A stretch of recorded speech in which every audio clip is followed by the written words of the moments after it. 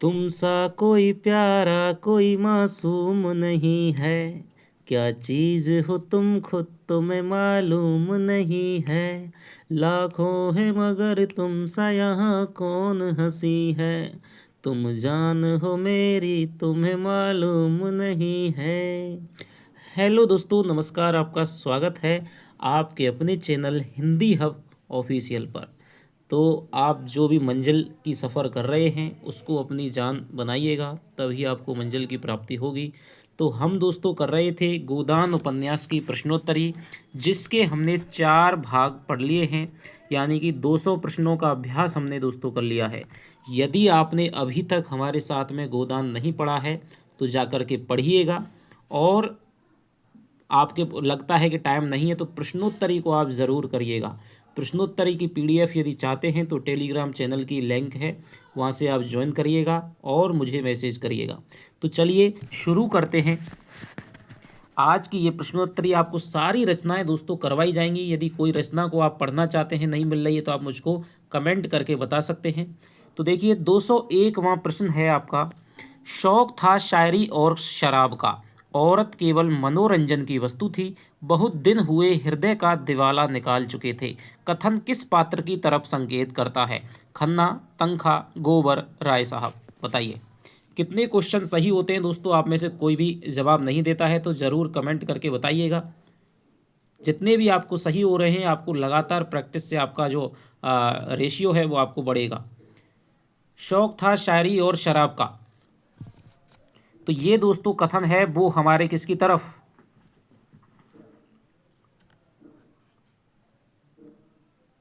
तो देखिए थोड़ी सी इसमें हो गई है दोस्तों टाइपिंग की मिस्टेक। यहाँ पर मिर्जा खुर्शीद, ये जो कथन है किसकी तरफ संकेत करता है?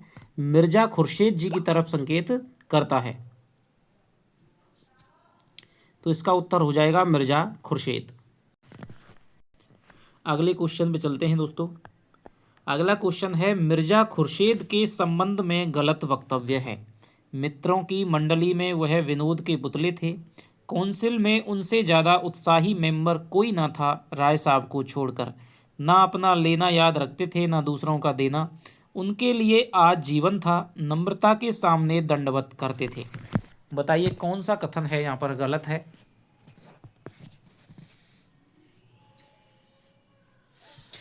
तो देखिए पहला जो कथन है, मित्रों की मंडली में विनोद के पुतले थे, बिल्कुल सही बात है मिर्जा जी के बारे में। काउंसिल में उनसे ज़्यादा उत्साही मेंबर कोई ना था, ये बात सही है। राय साहब का यहाँ पर कोई भी उल्लेख नहीं आया है, तो इसका आंसर ये हो जाएगा। ना अपना लेना याद रखते थे ना दूसरों को देना, ये भी बात बिल्कुल सही है। उनके लिए आज जीवन था, नम्रता के सामने दंडवत करते थे, और यदि किसी ने शान दिखाता था तो उसके आगे उसके पीछे हाथ धो करके पड़ जाते थे। तो इसका ऑप्शन हो जाएगा 2 नंबर, इसका उत्तर हो जाएगा। चलते हैं तीसरे क्वेश्चन की तरफ दोस्तों, बढ़ते हैं। लेखक ने तनखा के व्यक्तित्व के वर्णन में कुछ मुहावरों का प्रयोग किया है, कौन सा उनमें से नहीं है? देखिए जब तनखा जी का जिक्र करते हैं मुंशी प्रेमचंद, तब वो कुछ मुहावरों के माध्यम से उनके व्यक्तित्व का चित्रण करते हैं, तो कौन सा मुहावरा उसमें से नहीं है? अड़ंगा लगाना, बालू से तेल निकालना, दुम झाड़ कर निकल जाना, फटे में टांग अड़ाना। बताइए।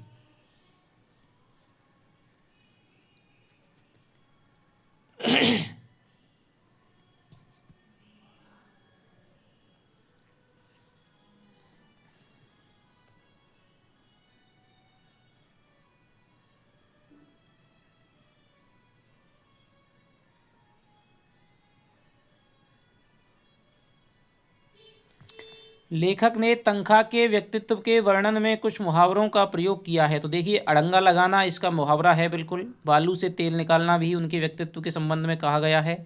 दुम झाड़कर निकल जाना भी उनके व्यक्तित्व की विशेषता है। फटे में टांग अड़ाने मुहावरे का कोई भी प्रयोग नहीं हुआ है। तो देखिए क्या लिखा है प्रेमचंद जी ने, नीचे हम पढ़ते हैं। मिस्टर तनखा दांव पेच के आदमी थे, सौदा पटाने में, मुआमला सुलझाने में, अड़ंगा लगाने में, बालू से तेल निकालने में, दुम झाड़कर निकल जाने में बड़े सिद्धहस्त। कहिए नाव में रेत चला दें, पत्थर पर दूब उगा दें। तो ये हमारे प्रेमचंद जी ने कहा है तनखा जी के बारे में कि नाव में रेत चला दें, ये भी क्या है? पत्थर पर दूब उगाना, ये मुहावरा है। दुम झाड़कर निकल जाना मुहावरा है, बालू से तेल निकालना मुहावरा है, अड़ंगा लगाना मुहावरा है, मुआमला सुलझाना है जाएगा, सौदा पटाना मुहावरा। तो ये सारे मुहावरे हैं वो तनख्वाह के व्यक्तित्व के लिए प्रयोग किए गए हैं। आगे चलते हैं। लेखक के अनुसार तनख्वाह का कार्य कौन सा नहीं था? ताल्लुकेदारों को महाजनों से कर्ज दिलाना, नई कंपनियां खोलना, चुनाव के अवसर पर उम्मीदवार खड़े करना, किसानों के हितों के लिए मुकदमा लड़ना। बताइए, लेखक के अनुसार तनख्वाह का कौन सा कार्य नहीं था? तो देखिए, जैसा कि हम जानते हैं, ताल्लुकेदारों को महाजनों से कर्ज दिलवाते थे, ठीक है, दाव पेच वाले आदमी थे, नई नई कंपनियां खुलवाते थे, चुनाव के समय पर लोगों को ज़बरदस्ती खड़े करवा देते थे और फिर दूसरी पार्टी से कुछ दे दिवा करके उसको बैठवा देते थे, उसी में उनका खुद का व्यवसाय भी हो जाता था। तो ये भी था। किसानों के हितों के लिए कोई मुकदमा लड़ने का तनख्वाह जी का जिक्र नहीं आया है। आगे चलते हैं। मुझे अब इस डेमोक्रेसी से भक्ति नहीं रही, जरा सा काम और महीनों की बहस, जनता की आंखों में धूल झोंकने के लिए अच्छा स्वांग है। कथन किसका है? खन्ना, लेखक, तनख्वाह, मिर्जा खुर्शीद।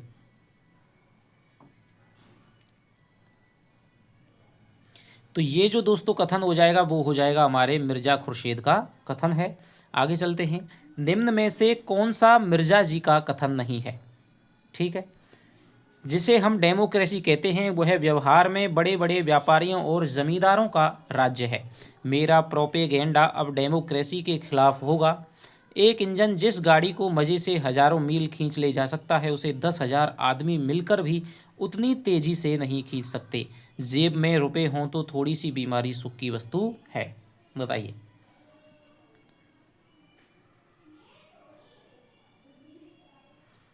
निम्न में से कौन सा मिर्जा का कथन नहीं है? जिसे हम डेमोक्रेसी कहते हैं। तो देखिए, जिसे हम डेमोक्रेसी कहते हैं वो व्यवहार में ये बात बिल्कुल सही है। मेरा प्रोपेगेंडा डेमोक्रेसी के खिलाफ होगा, ये भी बात बिल्कुल सही है। एक इंजन जिस गाड़ी को खींच सकता है, ये भी बिल्कुल।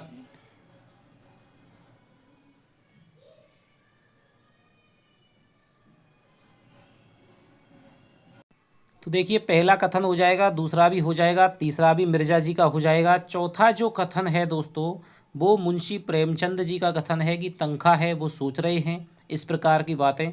ठीक है, तो ये तनख्वाह के मुंह से कहलवाया नहीं गया, बल्कि वो ऐसा लगता है कि मुंशी प्रेमचंद जी लिख रहे हैं अपने कथन में और ऐसा कह रहे हैं कि तनख्वाह जी ये सोच रहे हैं। तो ये वो कथन है, तीनों कथन उनके हैं, तो ये ऑप्शन हो जाएगा। उसके क्रीड़ा में जीवन में जो आकर्षण था, जो आनंद था, वह क्या इस निर्जीव सब में है। उसकी स्फूर्ति जीवन सा बिखेरती चलती थी जैसे फूल सुगंध बिखेरता है। लेखक के द्वारा यह वक्तव्य किस पशु के संबंध में दिया जा रहा है? बाघ, तेंदुआ, हरिण, बारहसिंगा।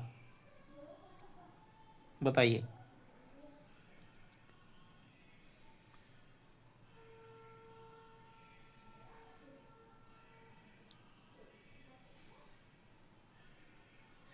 उसके क्रीड़ा में जीवन में जो आकर्षण था, जो आनंद था, वह क्या इस निर्जीव शब में है। उसकी स्फूर्ति जीवन सा बिखेरती चलती थी जैसे फूल सुगंध बिखेरता है। लेखक द्वारा यह वक्तव्य किस पशु के? तो दोस्तों कौन? मिर्जा जी ने किसको मार दिया था? एक हरिण को मार दिया था। उसके बारे में लेखक ये कह रहा है कि मिर्जा जी सोच रहे हैं। मैं जानता हूं कि दौलत से तकल्लुफ के कितने सामान जमा किए जा सकते हैं। मैं जानता हूं कि दौलत से तकल्लुफ के कितने सामान जमा किए जा सकते हैं, मगर यह भी जानता हूं कि दौलत इंसान को कितना खुदगर्ज बना देती है, कितना ऐशमंद, कितना मक्कार, कितना बेगैरत। किसका कथन है? खन्ना, लेखक, मिर्जा खुर्शीद और राय साहब। बताइए,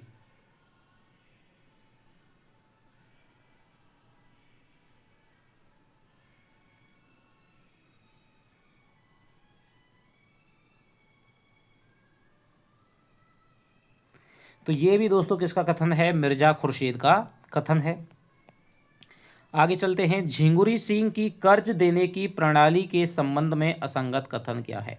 देखिए, प्रेमचंद जी ने, झिंगुरी सिंह है वो एक महाजन है और उनकी कर्ज देते समय जो जो बातें वो ध्यान में रखते हैं, जिस तरह की वो देते हैं, उसका जिक्र किया है। तो कौन सा उसके संबंध में असंगत है? झिंगुरी सिंह गांव के सबसे बड़े महाजन थे, महाजस नहीं है, महाजन थे। वह पक्का कागज़ लिखते थे, नजराना अलग देते थे, दस्तूरी अलग, स्टाम्प की लिखाई अलग। उस पर 1 महीने का ब्याज पेशगी काटकर रुपया देते थे। 25 रुपये का कागज़ लिखा तो मुश्किल से 17 रुपये हाथ लगते थे। ये बात है, इसमें से कौन सा है वो गलत मैंने यहाँ पर लिख दी है, बताइए।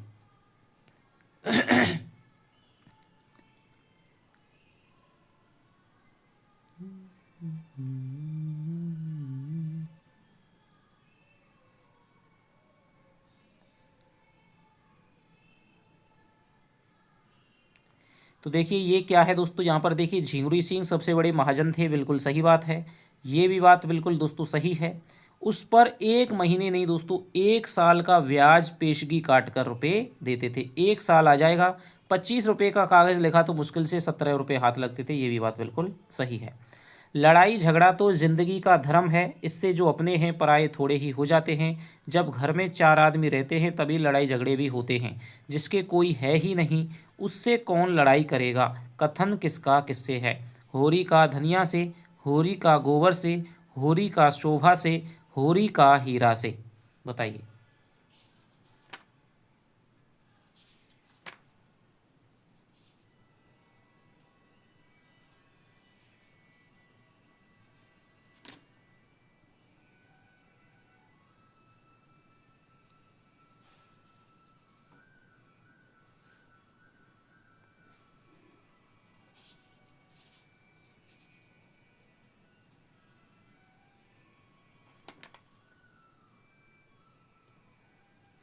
तो ये जो दोस्तों कथन हो जाएगा वो हो जाएगा किसका, होरी का हीरा से कथन है।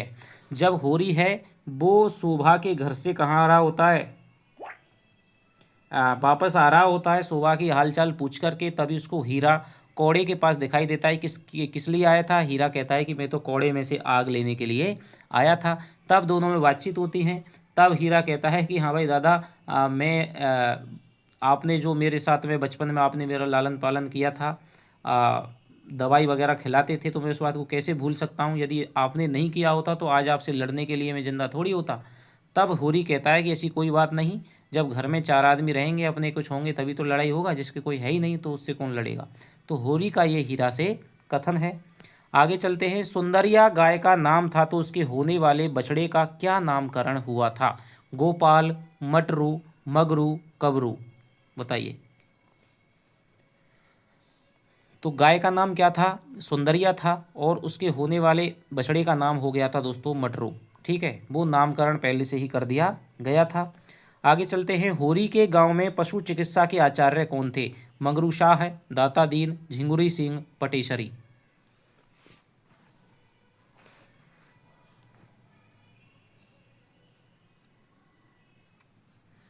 होरी के गांव में पशु चिकित्सा के आचार्य कौन थे। होरी के गांव में पशु चिकित्सा के आचार्य दोस्तों हो जाएंगे कौन, दाता दीन थे। जब गाय मर जाती है तो होरी सीधे सीधे किसको, दाता दीन को बुला करके लाता है। तब लेखक लिखता है कि गांव में एकमात्र वही पशु चिकित्सा के आचार्य थे। आगे चलते हैं। गांव के पंचों द्वारा दरोगा को दिए जाने वाले रुपयों के संबंध में कौन सा कथन असंगत है। देखिए दरोगा जी आते हैं गाय मरने पर और तब होरी से वो रुपए मांगते हैं, तो कौन प्रस्ताव रखता है, किस प्रकार का प्रस्ताव कौन कौन पंच रखता है वो आपको बताना है।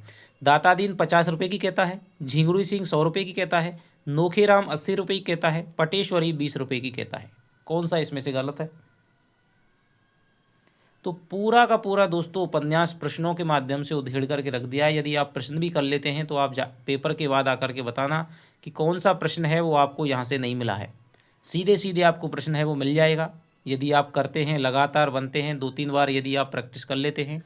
तो देखिए पंचों के द्वारा प्रस्ताव रखा गया था। दातादीन ने 50 रुपये देने की कहा था, झिंगुरी सिंह ने 100 रुपये देने की कहा था, नोखेराम दोस्तों 100 रुपये की कहा था। 80 रुपये नहीं बल्कि कितने रुपये, 100 रुपये की कहता है। पटेश्वरी है वो 20 रुपये की कहता है।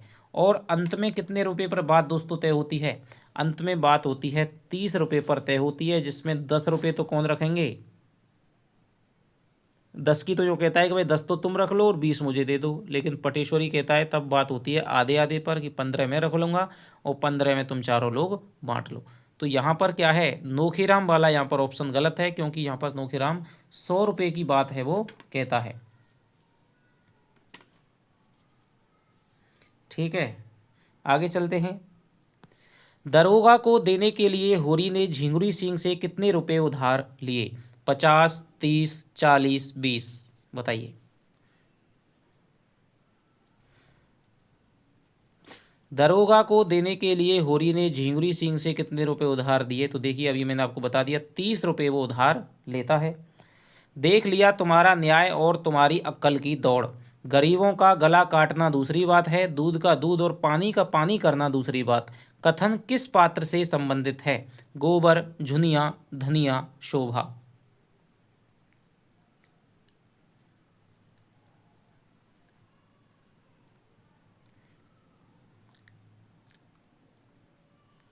देख लिया तुम्हारा न्याय और तुम्हारे अक्कल की दौड़। गरीबों का गला काटना दूसरी बात है, दूध का दूध और पानी का पानी करना दूसरी बात। कथन किस पात्र से संबंधित है? तो ये जो कथन है दोस्तों, धनिया कहती है। क्या है? सबके सामने कहती है कि 30 रुपये ले जा करके जब हो रही है वो थानेदार को देता है, ले जा रहा होता तभी उसके हाथ से रुपयों को खुसा लेती है और ज़मीन पर वो रुपये फैल जाते हैं। तब वो क्या है, ये बात कहती है कि ये तुम्हारा न्याय और देख लिया, दूध का दूध नहीं हो रहा, ये तो क्या है, गरीब को लूटा जा रहा है।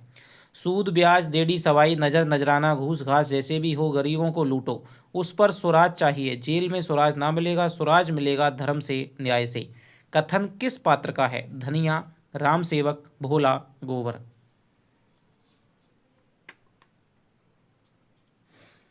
तो ये जो दोस्तों कथन हो जाएगा वो भी किसका हो जाएगा? धनिया का हो जाएगा। दरोगा को रुपए देने के बाद ऐसा किसने कहा कि हराम की कमाई हराम में जाएगी? दाता दीन, पटेश्वरी, नोखेराम, झिंगुरी सिंह।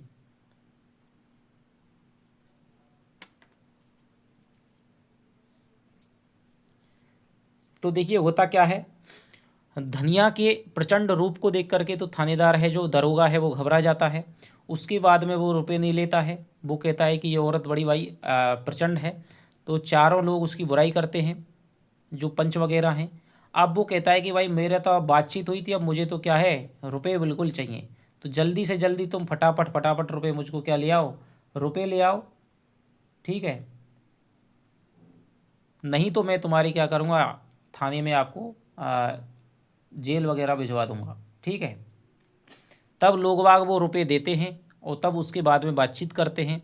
दाता दीन जी क्या कहते हैं कि मेरा शराब पड़ेगा, देख लेना, फिर यदि मेरा शराब ना पड़े तो मैं मुँह नहीं दिखाऊंगा। नूखेराम जी कहते हैं कि ऐसा धन कभी फलते नहीं देखा। पटेश्वरी कहते हैं कि हराम की कमाई हराम में जाएगी। तो ये जो उत्तर है इसका पटेश्वरी हो जाएगा। और झिंगुरी सिंह को ईश्वर की न्यायपरता में संदेह हो जाता है। तो ये आपको ध्यान रखना है। दातादीन कहते हैं कि मेरा शराब पड़ेगा, क्योंकि वो पंडित जी हैं तो शराब देंगे। नोखेराम है कि ऐसा धन कभी फलते नहीं देखा है। और पटेश्वरी कहते हैं हराम की कमाई हराम में जाएगी। आगे चलते हैं। इसीलिए तो कहते हैं भगवान घर को बड़ा ना बनाए, छोटों को कोई नहीं हंसता, नेकी बदी सब बड़ों के सर जाती है। कथन किसका है? होरी, धनिया, पुनिया, दातादीन। बताइए।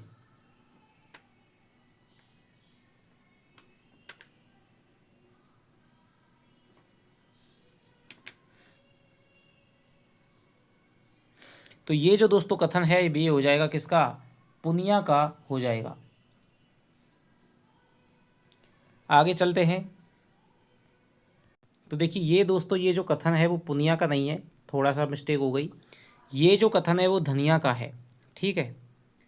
होरी कहता है कि भाई तुम मुझसे गुस्सा थी, ठीक है। धनिया कहती है कि मैं अवाल जान दे देती तो क्या होता? होरी कहता है मैं भी क्या करता, जान दे देता। अब वो कहता है कि हीरा के जाने के बाद पुनिया की जो फिक्र है मुझे मार मार डालती है। तो इसके बाद में धनिया ये कथन कहती है। आगे चलते हैं।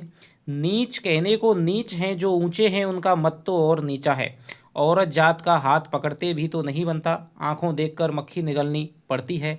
लेखक के मतानुसार यह कथन किस पात्र का होना चाहिए? होरी, भोला, शोभा, राम सेवक।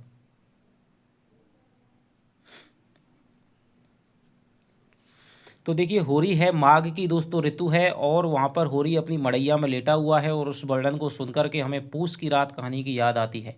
तभी उसे लगता है कुछ चूड़ियों वगैरह की आवाज़ है वो आती है, तो उसे लगता है कि देखिए ये जो है या तो पंडित की क्या होगी, लड़की वगैरह होगी या किसी की औरत होगी, और ये मटर उखाड़ने के लिए आई है। खुद नहीं आ सकते तो क्या है, लोग औरतों को क्या कर दिया है, भेज दिया है। ठीक है। तो नीच कहने को नीचे, जो ऊंचे हैं उनका मत तो और नीचा है। औरत जात का हाथ पकड़ते भी नहीं बनता, आंखों देखकर मक्खी निकलनी कि भाई अब तो खोल ले जा, अब तुझसे मैं क्या कहूँ।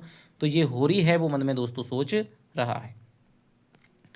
जिस रुई के गाले को उसने नीले आकाश में हवा के झोंके से उड़ता देखकर केवल मुस्कुरा दिया था, वह सारे आकाश में छाकर उसके मार्ग को इतना अंधकार में बना देगा। लेखकानुसार होरी का यह कथन किसकी तरफ संकेत करता है? गोबर की ओर, गाय की ओर, हीरा की ओर, भोला की ओर।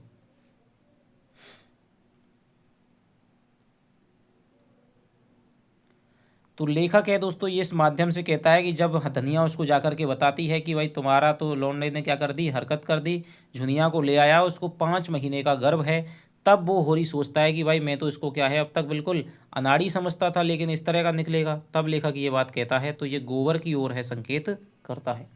आगे चलते हैं। वह आफत की मारी व्यंग बाणों से आहत, वह आफत की मारी और व्यंग बाणों से आहत और जीवन के आघातों से व्यथित किसी वृक्ष की छाहें खोजती फिरती थी, और उसे एक भवन मिल गया था जिसके आश्रय में वह अपने को सुरक्षित और सुखी समझ रही थी। भविष्य एक विकराल दानव के समान उसे निकल जाने को खड़ा था। लेखक का यह कथन किस पात्र की ओर संकेत करता है? झुनिया, धनिया, पुनिया, सिलिया। बताइए।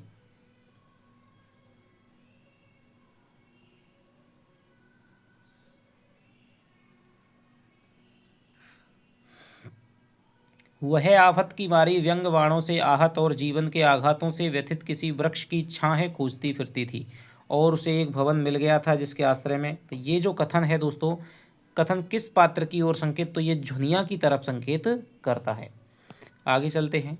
वही काम बड़े बड़े करते हैं मुदा उनसे कोई नहीं बोलता, वही काम छोटे आदमी करते हैं तो उनकी मर्जाद बिगड़ जाती है, नाक कट जाती है। बड़े आदमियों को अपनी नाक दूसरों की जान से प्यारी होगी, हमें तो अपनी नाक इतनी प्यारी नहीं है। कथन किस पात्र का किससे है? होरी का दातादीन से, होरी का पटेश्वरी से, धनिया का पटेश्वरी से, धनिया का दातादीन से। बताइए।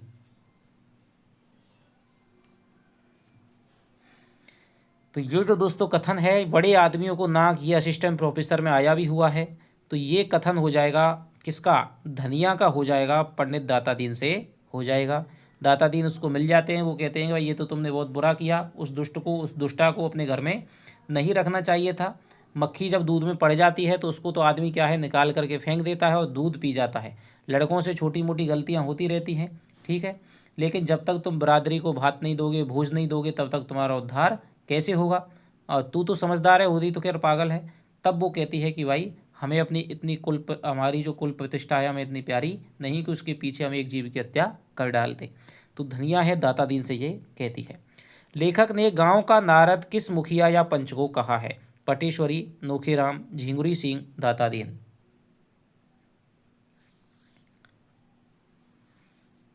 तो लेखक है दोस्तों वो कहता है कि जो दातादीन है वो हार मानने वाले जीव ना थे, बल्कि इस गांव के क्या थे? नारद थे। यहाँ की बात वहाँ से, वहाँ की बात यहाँ से कहते डोलते थे। तो ये क्या है? दातादीन जी को नारद कहा है। एक जगह पर देखिए, एक जगह पर और बात आई है, वो क्वेश्चन मैंने आपको करा दिया है कि शोभा है वो गांव का विदूषक था बल्कि नारद, इस प्रकार की बात आई है, तो ये भी आप ध्यान रखना। वह चोरी तो ना करते थे पर चोरी के माल में हिस्सा बटाने के समय अवश्य पहुंच जाते थे। जवानों में जवान बन जाते, बालकों में बालक और बूढ़ों में बूढ़े। गांव में किसी को उन पर विश्वास नहीं, पर उनकी वाणी में कुछ ऐसा आकर्षण है कि लोग बार बार धोखा खाकर भी उन्हीं की शरण में जाते हैं। कथन किस पात्र की तरफ संकेत करता है? बताइए। दातादीन, झिंगुरी सिंह, नोखेराम, पटेश्वरी। कथन किस पात्र की तरफ संकेत करता है? तो ये भी किसकी तरफ दोस्तों? दातादीन की विशेषता है, ठीक है। आपको क्वेश्चन है वो भी आपको ढंग से पढ़ना चाहिए, क्योंकि वहाँ से भी कोई ना कोई छोटा पार्ट है वो दे करके आपसे क्वेश्चन है वो पूछा जा सकता है। तो मेरा तो आपका उद्देश्य रहता है कि आपको ज़्यादा से ज़्यादा जो तथ्य हैं और जितने भी कथन हैं आपको उनसे परिचय कराऊं। बुखार के दिनों में कौन कुनैन बांटकर यश कमाता था? पटेश्वरी, बिंदेश्वरी, गंडा सिंह, ध्यान सिंह। बताइए।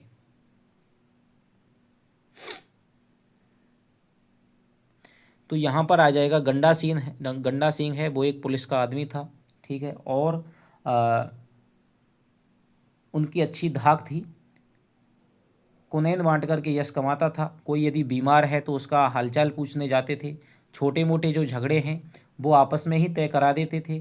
शादी ब्याह में अपनी पालकी कालीन है वो लोगों को देते थे। ठीक है, जिसका खाते थे उसका काम भी करते थे। ये गंडा सिंह के बारे में लेखक कह रहा है। गोदान के अनुसार बताइए कि गांव में पुण्यात्मा के रूप में कौन मशहूर था? मंगरू शाह, ध्यान सिंह, पटेश्वरी, गंडा सिंह। पुण्यात्मा के रूप में कौन मशहूर था? गोदान के अनुसार बताइए कि गांव में पुण्यात्मा के रूप में कौन मशहूर था? तो देखिए पटेश्वरी हैं वो पुण्यात्मा के रूप में मशहूर थे, क्योंकि पूर्णमासी को नित्य सत्यनारायण की कथा सुनते थे। तो ये भी आपको ध्यान रखना है कि पूर्णमासी को नित्य सत्यनारायण की कथा कौन सुनते थे? पटवारी होने के नाते खेतों को बेगार में जुतवाते थे। तो ये पटेश्वरी हो जाएगा। समाज तो भय के बल चलता है, आज समाज का अंकुश जाता रहे, फिर देखो संसार में क्या क्या अनर्थ होने लगते हैं। कथन किस पात्र का है? पटेश्वरी, दाता दीन, माता दीन, झिंगुरी सिंह।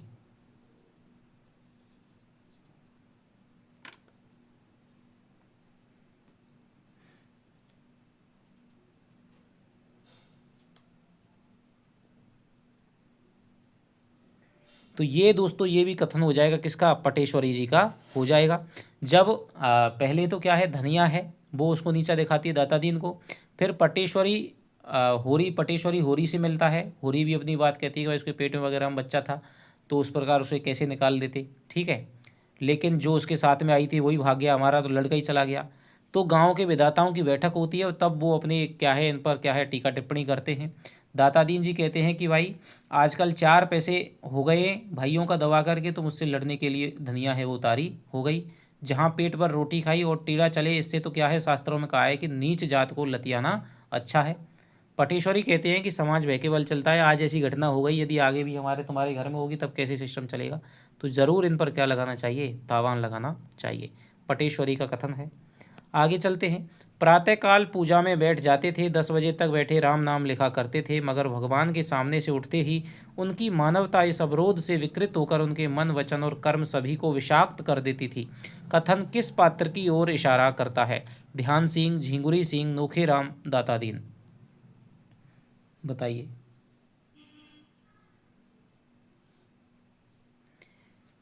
तो ये दोस्तों कहा है किसके बारे में? नोखेराम के बारे में, कि नोखेराम है वो कुलीन ब्राह्मण थे।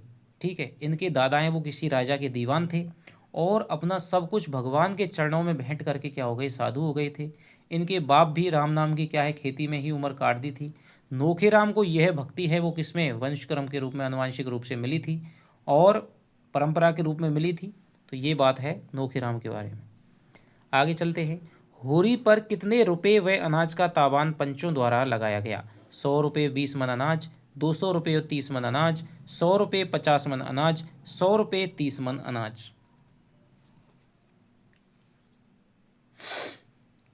तो देखिए होरी पर कितने रुपए का? 100 रुपये और 30 मन अनाज डांड है वो लगाया गया। बिरादरी में उनके जीवन में वृक्ष की भांति जड़, बिरादरी उनके जीवन में वृक्ष की भांति जड़ जमाए हुए थी और उसकी नसें रोम रोम में बंधी हुई थीं। बिरादरी से निकलकर उसका जीवन विशृंखल हो जाएगा, तार तार हो जाएगा। कथन के द्वारा किस पात्र की मन स्थिति की तरफ संकेत है? होरी, धनिया, गोबर, झुनिया।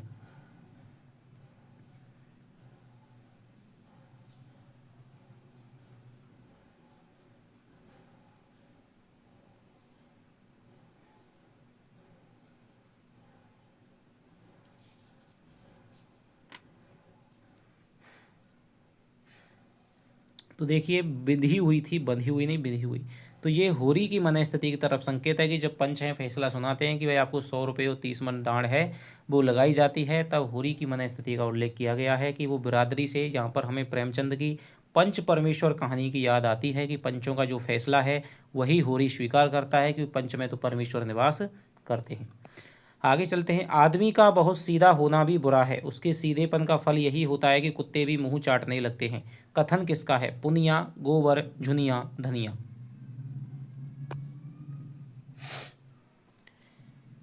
तो जब होरी नहीं मानता है, पंचों की आज्ञा को शिरोधार्य करने के लिए तैयार हो जाता है, तब धनिया उससे प्रतिवाद स्वरूप ये बात कहती है। किसकी? धनिया का कथन है कि बहुत ज़्यादा सीधा है, वो कहती है तुम इतने ज़्यादा सीधे क्यों हो। आदमी का जब सीधा होता है तो उसके सीधे फन ये होता है, कुत्ते भी क्या करते हैं, मुंह को चाटने लग जाते हैं। एकाएक सिर पर मंडराने वाले धिक्कार की कल्पना भयंकर रूप धारण करके उसके सामने खड़ी हो गई। माँ बाप लड़कों की रक्षा करें तब तक माँ बाप हैं, जब उनमें ममता ही नहीं तो कैसे माँ बाप। लेखक के अनुसार किसकी स्थिति का वर्णन है? सोना, झुनिया, गोबर, कोदई।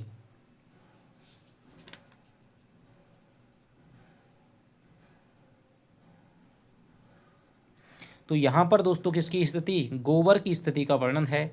गोबर झुनिया को लेकर के आ रहा होता है, दोनों में बातचीत होती है कि भाई तुम पहले जाओ, वो कहती है तुम पहले जाओ, वो कहता है तुम पहले जाओ, तुमसे यदि कुछ कहेगा तो मैं आ जाऊंगी, ठीक है, कह देना कि बाजार से मैं सामान लेकर के लौट रही थी, तब यहाँ पर रात हो गई तो यहाँ पर आ गई। तो गोबर की मन स्थिति है बताई गई है। लेखक के अनुसार गोबर से संबंध रखने वाला कथन नहीं है, उसे कुल का कलंक ना समझकर कुल का तिलक समझें। काम सबको प्यारा होता है, चाम नहीं प्यारा होता। भागता हुआ एक सिपाही मानो अपने एक साथी का बढ़ावा सुनकर पीछे लौट पड़ा। वहां नर का मत आग्रह ना था, ना वह उद्दीप्त लालसा, ना शावकों की मीठी आवाज़ें। बताइए।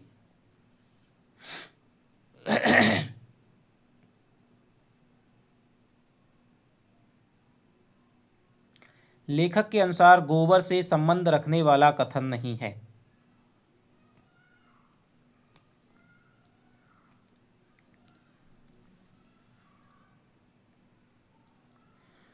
तो गोबर से संबंध रखने वाला कथन दोस्तों कौन सा नहीं है? गोबर सोच रहा होता है कि भाई उसे कुल का कलंक ना समझकर कुल का तिलक समझेंगे माँ बाप मेरे। काम सबको प्यारा होता है, चाम नहीं प्यारा होता। भागता हुआ सिपाही, ये भी बात बिल्कुल सही है। वहाँ नर का मत ताग, लेखक बता रहा है, ये गोबर सोच रहा है, ठीक है। तो ये तीनों कथन है वो गोबर से संबंधित हैं।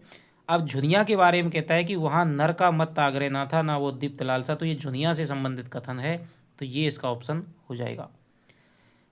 बुरा रोग है एक बेर पकड़ ले तो जिंदगी भर नहीं छोड़ता। पंक्ति के अनुसार बुरा रोग क्या है? ताड़ी पीना, चिलम पीना, लंगड़ा बुखार, दरिद्रता। बताइए।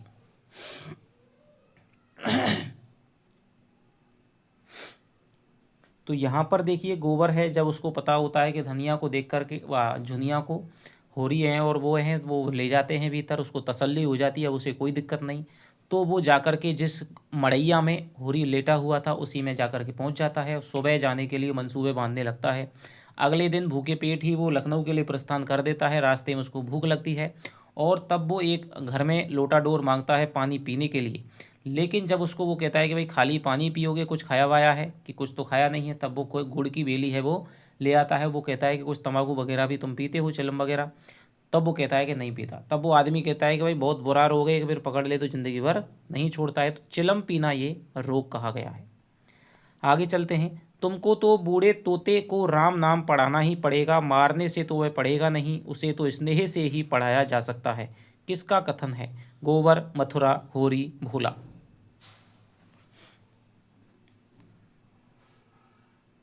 बताइए। तो देखिए आपको लग रहा होगा दोस्तों कि कितने सारे कथनों के क्वेश्चन, लेकिन आजकल जिस तरह के प्रश्न बनाए जा रहे हैं कोई भरोसा नहीं है कि परीक्षक है वो कहाँ से क्या बना करके रख दे। ऐसे ऐसे कथन अब तक आए हैं जिनकी सोच भी नहीं सकते, बहुत शानदार कथन गोदान में हैं। उनके भरोसे पर ही कोई यदि चला जाता है तो उसको पता ही नहीं पड़ा कि भाई इस तरह का कथन, क्यों आजकल ऊट पटांग प्रश्न देने का सिलसिला है वो बढ़ गया है। तो ये जो कथन है दोस्तों गोबर का कथन है। गोबर जब जा रहा होता है तो रास्ते में देखता है कि स्त्री पुरुष में लड़ाई हो रही है। वो वहाँ पर देखने लग जाता है और वो कहता है भाई तुम इसको क्यों इस तरह से मार रहे हो? तो वो स्त्री कहती है कि भाई मेरा पति है, कुछ भी करे तुम्हें मतलब क्या। दोनों में लड़ाई होने के लिए तैयार हो जाती है, लेकिन जैसे भी बीच बचाव होकर के गोबर चलने लगता है तब वो स्त्री कहती है कि किसी भले घर का आदमी लगता है, आप जाकर के इसको बुला लाओ, अपनी बहन के संबंध के लिए इसे ठीक कर लेना, शायद कुंवारा होगा। तब जो आदमी है वो उसको जाता है, जिसका नाम होता है कोदई, वो उसको बुला करके लाता है, क्षमा मांगता है, घर में आता है, कह देना कि भाई इस औरत की थोड़ी सी क्या है, मेरी माता जी की भी दिक्कत है, इस औरत में लड़ाई हो जाती है, ये रूठ करके भाग आती है। तो वो माता जी को दोस्तों समझा रहा होता है कि तुमको तो क्या है भाई, तुम्हारी इज्जत, इसका बाप है वो तो घसियारा होगा, तो उसकी तो इज्जत जाती नहीं, अब तुम्हारी बहू है तो तुम्हारा नाम डूबता है, तुम्हारे आदमी का नाम डूबता है। तो ये तो यूँ समझो, इसको समझाना तो ये है कि तुमको तो बूढ़े तोते को राम नाम पढ़ाना होगा, मारने से पड़ेगा नहीं, स्नेह से ही पढ़ा, तो इसको प्यार से समझाओ। तो ये गोबर है वो कोदई की माता को समझा रहा है। आगे चलते हैं। खाली स्थान बाजार जा पहुंचा, इतने आदमी नगर में कहाँ से आ गए, आदमी पर आदमी गिरा पड़ता था। गोबर किस बाजार में पहुंच गया था, शमशाबाद बाजार, फरीदाबाद बाजार, जहानाबाद बाजार, अमीनाबाद बाजार। बताइए।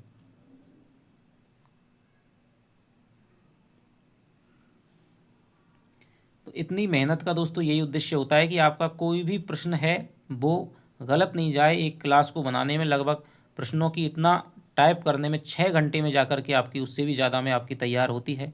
तो आप ज़रूर क्लास को लाइक कर दिया करें, कमेंट कर दिया करें, जिससे कि हमें और आपका उत्साह मिले अगली क्लास बनाने के लिए। तो देखिए ये हो जाएगा दोस्तों, अमीनाबाद के बाज़ार में गोबर है वो पहुंच जाता है और वहाँ देखता है कि बहुत सारी जो कामगारों की भीड़ है वो लगी हुई है। उसको देख करके गोबर ने इतनी भीड़ है वो एक साथ कभी नहीं देखी थी। आगे चलते हैं। जाड़ों की ठंडी ऋतु ऐसी क्रीड़ाओं के लिए आदर्श ऋतु है। किस क्रीड़ा की बात हो रही है, कबड्डी, सतोलिया, कुश्ती, प्रेम क्रीड़ा। ठंडी नहीं है, ठंडी ऋतु। तो जब वहाँ पर देखते हैं कि बहुत सारे लोगों को काम मिल जाता है, कुछ बूढ़े बड़े रह जाते हैं, तभी वहाँ पर मिर्ज़ा खुर्शीद हैं दोस्तों, वो आते हैं और वो कहते हैं कि सबको काम करना है, 6 आने पर वो मेरे साथ हो जाए। ठीक है, सभी उसके साथ हो जाते हैं। तभी पूछता है कोई कि भाई काम क्या है, काम क्या है, काम तो क्या है, केवल कबड्डी खेलनी है। सभी लोग हों चक्के हो जाते हैं। तब लेखक कहता है कि भाई जाड़ों की जो ऋतु है, मिर्ज़ा खुर्शीद को इस प्रकार के शौक़ हमेशा चर्राए रहते थे। तो ये कबड्डी के बारे में कहा गया है। जिस बात का आज तक कभी निश्चय नहीं हुआ और ना कभी होगा, उसका निश्चय मैं भला क्या कर सकता हूँ। लोग आंखें फोड़कर और किताबें चाटकर जिस नतीजे पर पहुँचे, वहाँ तो मैं यूं ही पहुँच गया। कथन किस पात्र का है, मेहता, राय साहब, मिर्ज़ा खुर्शीद, तनखा।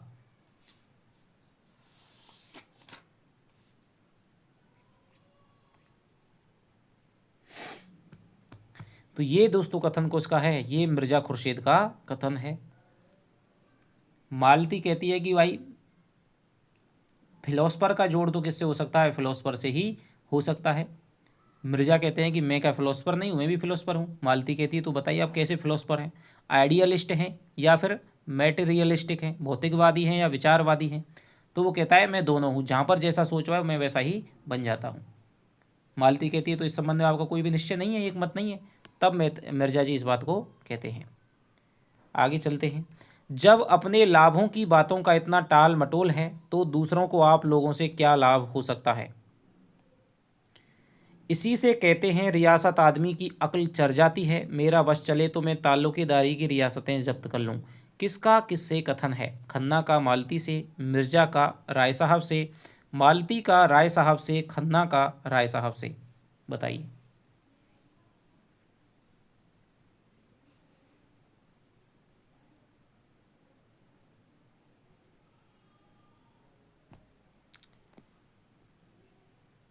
किसका किससे कथन है। मेरा बस चले तो मैं ताल्लुकेदारी की रियासतें जब्त कर लूँ।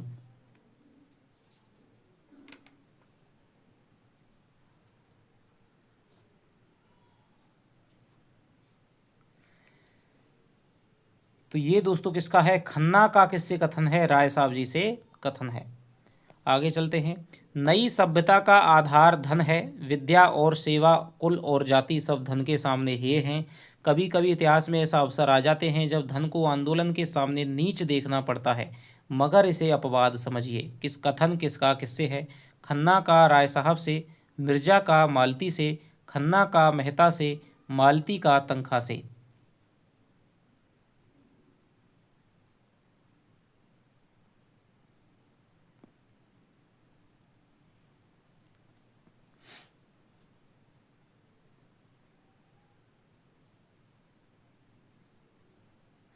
तो ये जो दोस्तों कथन है वो किसका है, ये तनखा जी हैं, वो मालती जी को किस पर टुल्ले पर चढ़ा रहे हैं कि भाई मालती जी आप खड़ी हो जाइए और आपको मैं 10-20 हज़ार है वो दिलवा दूंगा।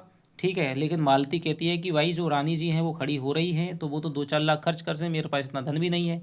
और यदि आप व्यक्ति के आधार पर चुनाव लड़वाना चाहते हैं तो मैंने तो कभी क्या है जेल भी नहीं गई हुई, एक बार जेल जाने के सिवा मैंने कुछ भी नहीं किया, और वो भी मैं अपने मतलब से जेल गई थी, जिस प्रकार से राय साहब और खन्ना जी गए थे।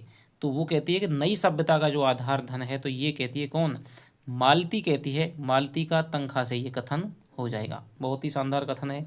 खन्ना ने कहा मैं गवारों के खेल नहीं खेलता, तो खन्ना जी कौन सा खेल खेलते थे? बैडमिंटन, टेनिस, क्रिकेट, पोलो। बताइए। मैं गवारों के खेल नहीं खेलता, राय साहब जी पूछते हैं। मिर्जा खुर्शीद कहते हैं, मेहता जी कहते हैं कि भाई आइए हमारी कुश्ती हो जाए, वो हो जाए, कबड्डी हो जाए। तब राय साहब भी कहते हैं कि भाई एक जोड़ हमारा भी हो जाए खन्ना जी से। खन्ना जी कहते हैं तो मैं गवारों के खेल नहीं खेलता, तो वो कहते हैं कि मैं तो क्या खेलता हूँ, टेनिस खेलता हूँ।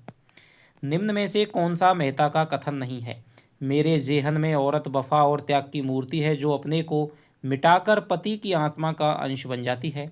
पुरुष आकर्षित होता है पुरुष आकर्षित होता है स्त्री की ओर जो सर्वांश में स्त्री हो। संसार में जो कुछ सुंदर है उसी की प्रतिमा को मैं स्त्री कहता हूँ। स्त्री में वह सामर्थ्य नहीं है, वह अपने को मिटाएगी तो शून्य हो जाएगी। बताइए।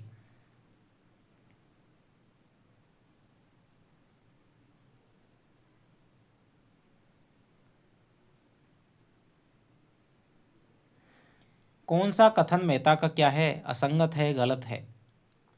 तो देखिए, मेहता जी कहते हैं कि मेरे जेहन में औरत, ये किससे कह रहे हैं? ये कह रहे हैं मिर्ज़ा खुर्शीद जी से। मिर्ज़ा खुर्शीद जी कहते हैं कि अब तो आपको बधाई हो, शादी होने वाली है। वो कहते हैं किससे हो रही है? कि मालती जी से हो रही है। कि मुझे तो पता ही नहीं है कि मालती में सब कुछ है लेकिन शादी लायक वो नहीं है। तो मेरे जेहन में औरत वफा और त्याग की मूर्ति है, जो अपने को मिटाकर पति की आत्मा का अंश बन जाती है। बिल्कुल सही बात है। पुरुष आकर्षित होता है उस स्त्री से जो सर्वांश में स्त्री हो। संसार में जो कुछ सुंदर है उसी को मैं स्त्री कहता हूँ। ये भी बात बिल्कुल सही है। पुरुष में वह सामर्थ्य नहीं है कि वो अपने को मिटाएगा तो क्या करेगा, शून्य हो जाएगा। पुरुष हमेशा दोस्तों क्या करता है कि अपने को मिटा नहीं पाता है, समर्पण नहीं कर सकता है। और यदि वो समर्पण करेगा तो वो क्या है, भगवान की तरफ भागता है।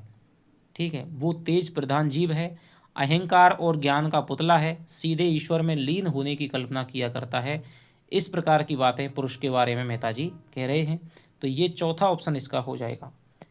निम्न में से कौन सा मेहता के कथन से असंगत है? मैं ऐसी बीवी चाहता हूँ जिससे मैं आइंस्टीन के सिद्धांत पर बहस कर सकूं। ब्याह तो आत्मसमर्पण है। प्रेम जब आत्मसमर्पण का रूप लेता है तभी ब्याह है, उसके पहले अय्याशी है। मैं ऐसी औरत चाहता हूँ जो मेरे जीवन को पवित्र और उज्ज्वल बना दे अपने प्रेम और त्याग से। बताइए।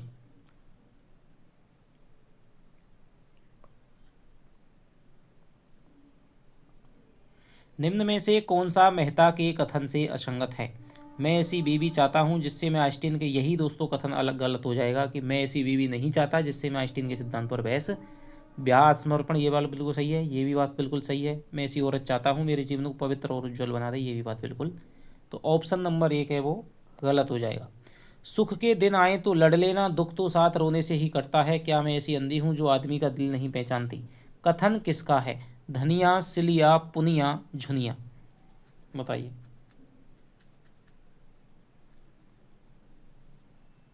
तो पहला वाला जो क्वेश्चन में मैंने पुनिया बताया था, तो इसी क्वेश्चन की मुझे ध्यान आ गई थी। तो ये जो दोस्तों कथन है वो किसका है? पुनिया का हो जाएगा। पुनिया है, वो आग लेने के लिए जाती है तो देखती है चूल्हा वगैरह ठंडा पड़ा है, तो वो धनिया से बातचीत कर रही होती है कि क्यों नहीं करा। धनिया कह देती है घर में जब दाना ही नहीं है। तो वो कहती है कि भाई मुझसे क्यों नहीं कहा, ये सब कुछ हो रही मैं तो नहीं, तो मेरे घर में भर रखा है कमा कमा करके। सुख के दिन आए तब लड़ लेना, दुख तो साथ रोने से ही कटता है। तो पुनिया का ये दोस्तों कथन हो जाएगा। वह एक देशभक्त पुरुष की पत्नी है। देशभक्त के पास अपनी भक्ति के सिवा और क्या संपत्ति है? कथन के अनुसार वह देशभक्त कौन है? ओंकारनाथ, पटेश्वरी, सूर्य प्रताप सिंह, राम सेवक।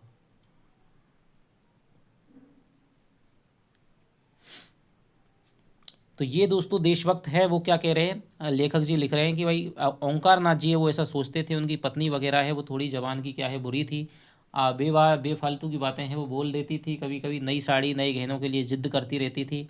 तब खन्ना ओंकार नाथ जी सोचते हैं कि भाई देशभक्त पुरुष की पत्नी है तो उसके पास में अपनी देशभक्ति के सिवा कुछ भी नहीं है, तो ये उसकी पत्नी को समझना चाहिए। ओंकार नाथ जी का कथन है।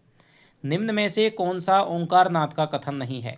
कर्तव्य के आगे व्यक्ति कोई चीज नहीं, सिद्धांत प्राणों से भी प्यारे होते हैं, यह समाचार पत्रों का युग है, सरकार तक उनसे डरती है, एक व्यक्ति के सुख दुख का कोई मूल्य नहीं। बताइए।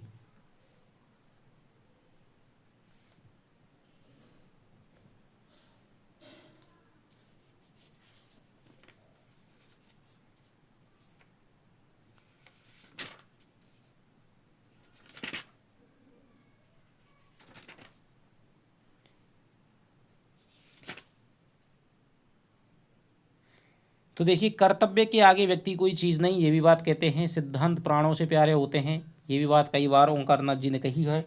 यह समाचार पत्रों का योग है, सरकार तक उनसे डरती है, ये बात राय साहब कहते हैं। एक व्यक्ति के सुख दुख का कोई मूल्य नहीं है, ये बात ओंकारनाथ कहते हैं।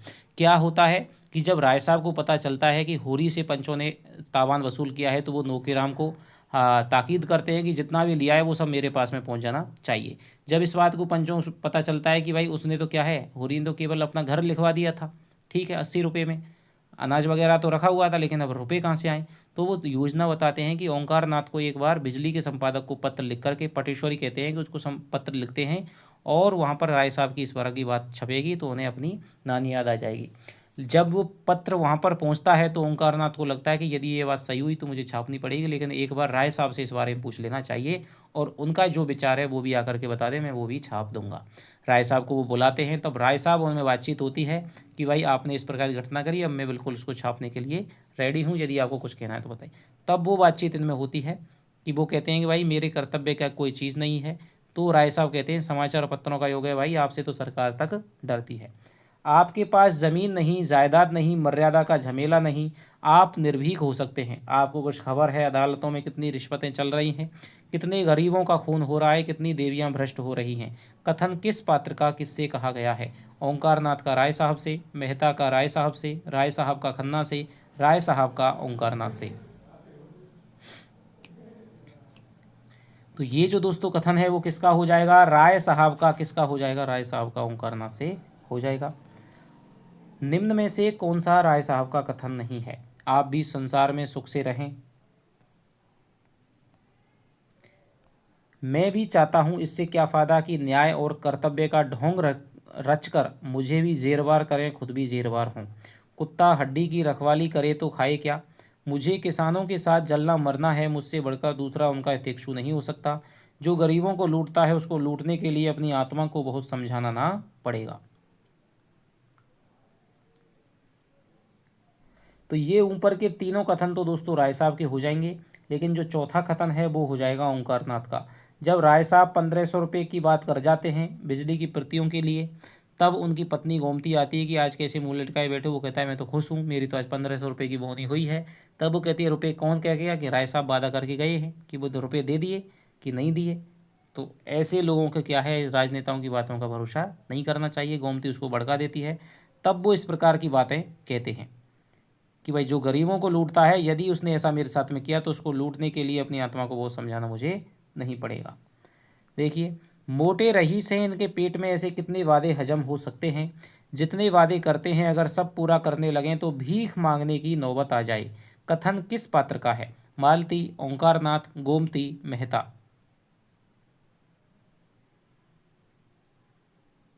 तो यही वो समझा रही है दोस्तों। ओंकारनाथ की पत्नी है, क्या नाम है? गोमती नाम है। मैं इस तरफ धन और भोग की लालसा लेकर नहीं आया था, इसलिए मुझे शिकायत नहीं है। मैं जनता की सेवा करने आया था और वह यथाशक्ति किए जाता हूँ। राष्ट्र का कल्याण ही मेरी कामना है। कथन किसका किससे है? राय साहब का ओंकारनाथ से, ओंकारनाथ का राय साहब से, मेहता का राय साहब से, राय साहब का नौखेराम से।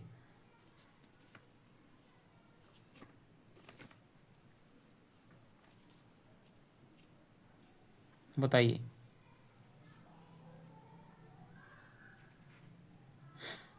तो ये जो दोस्तों कथन हो जाएगा कि मैं इस तरफ धन और भोग की लालसा लेकर के नहीं आया था, ठीक है, ये कथन हो जाएगा किसका? ओंकारनाथ का हो जाएगा। किससे? राय साहब से कथन हो जाएगा। तो ये दोस्तों हमारी आज की क्लास रही। आशा करता हूँ कि आपको पसंद आई होगी। आपके कितने प्रश्न सही हुए आप कमेंट करके बताइएगा ज़रूर। और RPSC first grade second grade की सारी रचनाएं इस चैनल पे बहुत ही एमसीक्यू के साथ में करवाई जाती हैं। तो यदि आपने नहीं देखी हैं तो डिस्क्रिप्शन में लिंक है, सभी रचनाओं की प्लेलिस्ट है, वहाँ से आप जा कर के देख सकते हैं। कोई रचना नहीं मिल रही है, आप पढ़ना चाहते हैं तो आप कमेंट करके बता सकते हैं। सारी रचनाएं दोस्तों आपको करवाई जाएंगी। यदि आपको पीडीएफ वगैरह चाहिए तो आप मुझे टेलीग्राम पे मैसेज कर सकते हैं। तो चलिए आपसे मिलता हूं अगली वीडियो में, तब तक के लिए दोस्तों बाय बाय। जय हिंद, जय भारत।